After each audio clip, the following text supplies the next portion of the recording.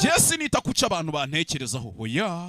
If you want to judge me, do it. Nimba ushaka kuncira urubanza bikore runcire nta ribi. It no longer concerns me. Kuko ibyo ntibikimpangayikisha. Oya. I no longer have to justify who I am. Ntago bikiri ngombwa ko nisobanura ngo ngusobanurire uwo ndi. What I do. Ibyo nkora uburyo mbikoramo. Or the decisions I make. Cyangwa se imyanzuro mfata ngo nje kubigusobanurira nkande wowe uri iki mu buzima bwanjye.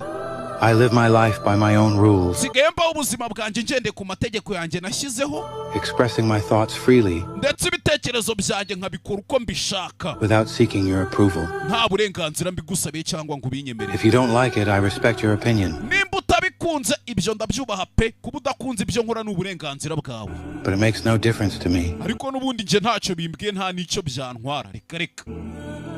I'm intrigued by this current trend where people think they have a right to look Sigaye ntungurwa n'abantu b'iyi minsi ukuntu musigaye muteye. into other people's lives. Uburyo musigaye mushaka kwinjira mu buzima bw'abandi bantu. Demanding unnecessary explanations. Muza musaba abantu ubusobanuro butari ngombwa, ni ngombwa ngo umuntu agusobanurire.